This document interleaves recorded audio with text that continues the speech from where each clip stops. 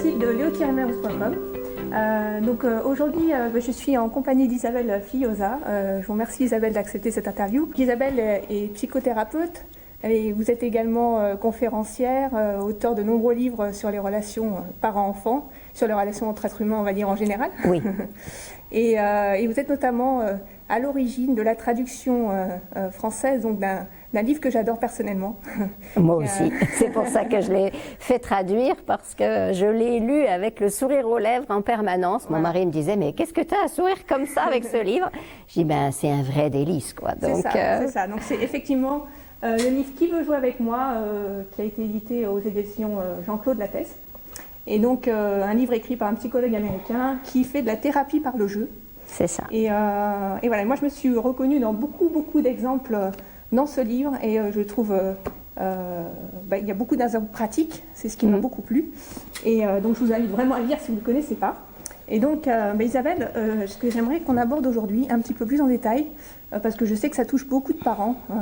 Souvent c'est, on va dire, c'est source de beaucoup de difficultés, de choses difficiles à vivre pour les parents, mais certainement aussi pour les enfants. Et je veux parler des caprices. La première question que j'ai envie de vous poser, c'est qu'est-ce qu'un caprice? Un caprice, c'est un comportement de l'enfant que l'adulte ne comprend pas. Et donc, un caprice, c'est le jugement, l'interprétation, c'est l'étiquette qu'un parent met, un parent ou un adulte ou quelqu'un d'autre met sur le comportement de l'enfant qu'il ne comprend pas. Chaque personne va définir tel ou tel comportement comme un caprice, puisque c'est une interprétation du parent. Un enfant ne fait pas vraiment de caprice. Nous pensons qu'il fait un caprice parce que nous ne comprenons pas. Et puis, on nous a tellement dit que c'était des caprices et qu'il fallait se méfier des caprices des enfants. Donc, on a entendu tout ça.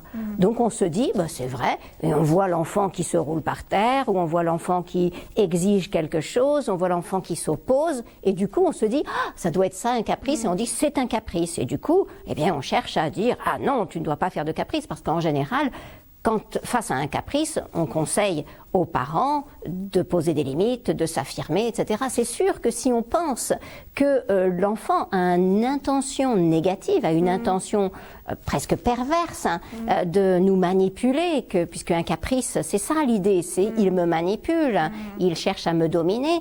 Donc du coup, si on croit ça, évidemment, on s'oppose. L'ennui, c'est que du coup, ça fait des sacrées bagarres. Et c'est pas vraiment utile. Un enfant ne peut pas, lorsque nous lui opposons une fermeture ou une pose de limite, comme ça, il ne peut pas se sentir tranquillisé. Donc, ça va augmenter son caprice quasi obligatoirement. Et donc, on est dans une escalade jusqu'à se retrouver à crier, hurler, frapper quelquefois. Et donc, cette idée des caprices est vraiment une idée qui n'aide pas les parents. Les enfants ont réellement des comportements qui nous désarçonnent.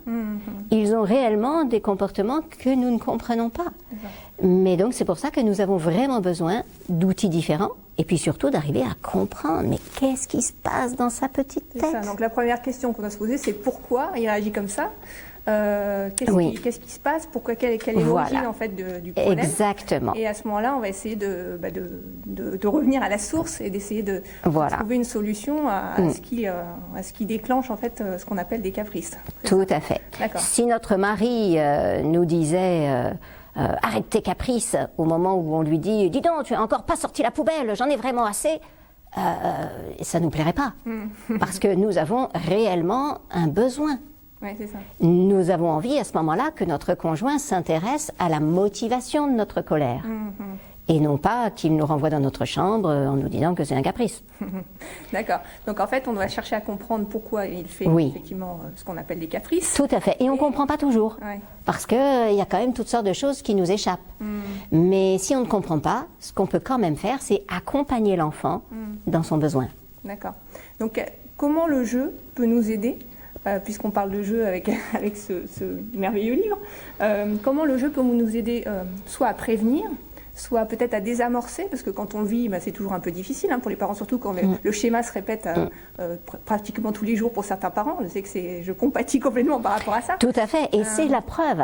Si ça se reproduit tous les jours, c'est que la source du problème n'est pas éradiquée. Et c'est pour cela que mettre des limites, poser des interdits, s'affirmer, s'affronter face à un enfant ne sert à rien. On le voit bien, l'enfant recommence. À partir du moment où l'enfant refait la même chose, c'est qu'il a de bonnes raisons de le faire. J'ai tout intérêt à dégoupiller ces bonnes raisons pour que ça ne se reproduise pas. Sinon, c'est l'enfer à la maison. Hein. Parfois, c'est vrai, on se retrouve à faire comme une guerre de tranchées. C'est ah là là, non.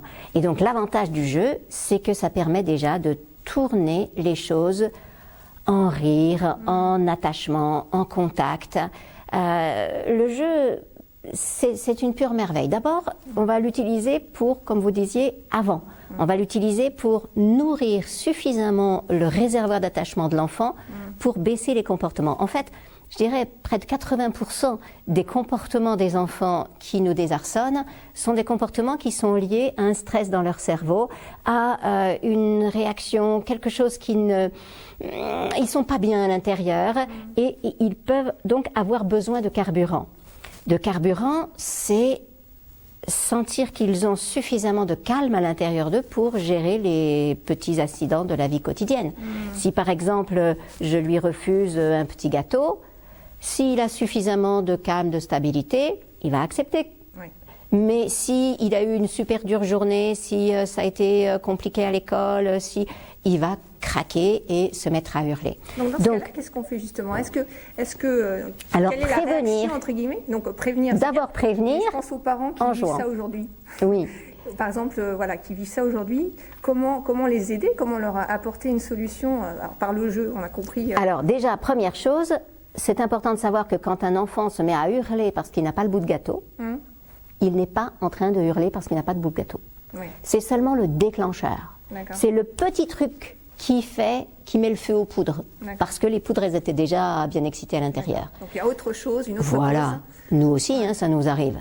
Nous aussi, on fait des caprices, entre guillemets. C'est-à-dire que nous aussi, les adultes, un jour, on tolère tout à fait un comportement, un autre jour, on est particulièrement énervé. Ah non, pas aujourd'hui. Et voilà. Et ça part et on se met en colère, en fureur. Après, on se dit, bon, bah, il est pour rien si je me suis fait engueuler au bureau, voilà. Mais en réalité, voilà, c'est comme ça que ça se passe. Le stress augmente à l'intérieur de nous, on est tout chargé d'émotions et le moindre petite peccadille, la moindre frustration, la moindre chose qui ne va pas, on éclate. Nos enfants comme nous. Sauf que nos enfants, ils n'ont pas les capacités que nous avons de gestion de toutes ces émotions. Ils n'ont pas les mots pour le dire. Ils n'ont pas les mots pour le dire, ils n'ont même pas le cerveau qui leur permet de gérer suffisamment. C'est-à-dire que c'est important de mesurer qu'un enfant, c'est pas un adulte en miniature. Il n'a pas juste le même cerveau que nous en plus petit. Il n'a pas encore toutes les mêmes capacités. Et son cerveau frontal, cette partie-là préfrontale, qui est donc juste au-dessus des yeux ici, qui nous permet d'anticiper, de comprendre et de réguler nos émotions, est en construction chez l'enfant. Donc, quand un enfant se met à hurler dans tous les sens, il a absolument besoin du cerveau préfrontal de sa maman, de son papa, parce que lui tout seul, il ne peut pas arriver à se contenir. Donc, quand ça arrive, si c'est un petit, hop, je le prends dans les bras. Le contact physique. Le contact physique. Parce que le contact physique va décharger de l'ocytocine et va lui permettre de se calmer à l'intérieur suffisamment pour pouvoir ensuite faire ce qu'elle a besoin de faire.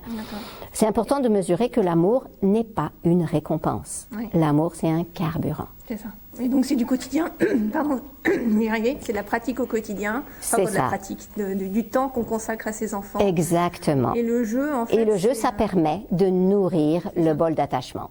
Donc, parce que c'est le langage des enfants, en fait. Tout à fait. Plus je joue avec l'enfant, plus je lui montre qu'il est intéressant, que je m'intéresse à lui, que je rentre dans son monde avec son langage. Ça n'est pas un langage tellement verbal, parce que nous, surtout les mamans, on est là, on veut explique-moi, on veut lui parler, on lui raconte que si jamais il fait ceci, cela, il n'aura jamais son bac, etc. On fait des grands discours, on attend qu'ils comprennent ces grands discours, et puis on attend qu'eux aussi nous disent. Alors, parle-moi de ce qui s'est passé à l'école et comment ça s'est passé. Ils ne sont pas vraiment capables de parler. Quand un enfant revient de chez le médecin et où on lui a fait un vaccin, il arrive et tout de suite, il veut trouver quelque chose et il nous fait à nous une piqûre. C'est son moyen de se réparer du sentiment d'impuissance qu'il a reçu. Si je refuse qu'il me fasse la piqûre, je dis non, il va garder son sentiment de mal-être, d'impuissance, et du coup, ça va ressortir à un autre moment dans la journée. Donc là, il évacue par ce biais-là. C'est ça. Donc, on peut peut-être, par contre, revenir par la suite, peut-être une fois que la crise entre guillemets est passée, par le jeu justement, Tout à fait. dans ce qui lui a posé problème entre guillemets. Tout à fait. Moi, c'est ce que je fais par exemple avec ma fille en lui racontant une histoire avec des personnages que j'ai inventés le soir, où on va revenir sur un sujet qui lui a posé problème, ou alors elle va me raconter sa journée alors qu'elle ne l'aurait pas fait spontanément. Donc c'est par le jeu, en fait, par trouver un moyen détourné. Tout à fait. Alors là, c'est une histoire que vous racontez à votre petite fille. Donc les petites filles sont assez verbales, donc ça peut aller assez bien. Certains petits garçons sont aussi à l'aise avec le verbal, d'autres moins. Et quand les choses sont un petit peu difficiles sur le plan verbal, même si leur raconter des histoires peut toujours être utile, le jeu les aide à davantage s'approprier les situations et font émerger toutes sortes de choses. Parce que si c'est encore nous qui racontons, l'inconvénient c'est que ce soit nous qui placions des mots sur leur vécu. Et finalement, on n'est pas tout à fait sûr que c'est ça qu'ils ont vécu. Chaque personne est différente et chaque personne a un vécu différent, même si, face au danger, nous éprouvons tous de la peur, face à un deuil, nous éprouvons tous de la tristesse, face à différentes situations comme ça, humaines, nous avons les mêmes genres d'émotions, mais ça n'empêche que nous avons toute une gamme de ressentis, et c'est important que l'enfant puisse, lui, mettre les mots sur ce ressenti, sur ce qu'il a voulu faire, sur ses actes, et donc pouvoir rejouer. C'est une chose de dire par exemple, ouh là là, tu as eu une piqûre chez le docteur, ça t'a fait mal, ou même si ça n'a pas fait mal, mais ça t'a pas aimé ça, cette piqûre. Bon, ça, les mots sont déjà importants, mais le fait pour elle de pouvoir rejouer la piqûre, ça change tout. C'est ça, donc c'est elle qui s'exprime, c'est la personne, c'est l'enfant qui s'exprime. Tout à fait. Et c'est ça qui est magique dans le jeu, et c'est pour ça que dans le jeu, c'est important que nous prenions la position basse. Nous permettons à l'enfant d'être celui qui est le puissant, qui est le docteur, la maîtresse, etc., la maman, le papa, pour pouvoir justement lui permettre de prendre l'autre rôle et de se sentir un petit peu plus au pouvoir. Ça nourrit son sentiment de pouvoir personnel, oui, tout à fait, en même temps que ça nourrit son sentiment d'attachement, puisque on est avec lui et qu'on lui donne de l'attention. Oui, donc les bénéfices sont vraiment multiples. Oui. Et puis on lui laisse prendre l'initiative, donc c'est vrai que ça change du tout au tout les choses. Donc voilà, merci beaucoup Isabelle, je suis vraiment ravie que vous m'accordiez cette interview parce que, encore une fois, ce livre, il est fantastique. Il est vraiment fantastique, donc si vous ne connaissez pas vraiment, je vous invite à le lire. C'est une mine d'idées, c'est vraiment très très aidant, je trouve, pour les parents aussi qui n'aiment pas jouer, qui ne savent pas jouer, parce que c'est très fréquent tout de même, les parents qui ont beaucoup de mal à jouer. Nos parents n'ont pas toujours joué avec nous, du coup nous ne savons pas jouer, ou bien nous pensons que nous avons toutes sortes d'autres choses à faire. Et là, c'est vraiment, ce livre m'a beaucoup touchée parce qu'il permet de comprendre d'une part à quoi sert le jeu, comment l'utiliser, et puis comment oser jouer quand on n'ose pas jouer, quand certains jeux on les aime pas, que faire, comment faire. Et donc oui, c'est vrai que c'est un livre qui soutient beaucoup les parents. Tout à fait, d'autant qu'en plus on a parlé des caprices, mais le jeu s'applique à énormément de situations, à toutes nos situations quotidiennes. Donc c'est assez fantastique. Merci beaucoup. Et je vous dis à très très bientôt. Au revoir.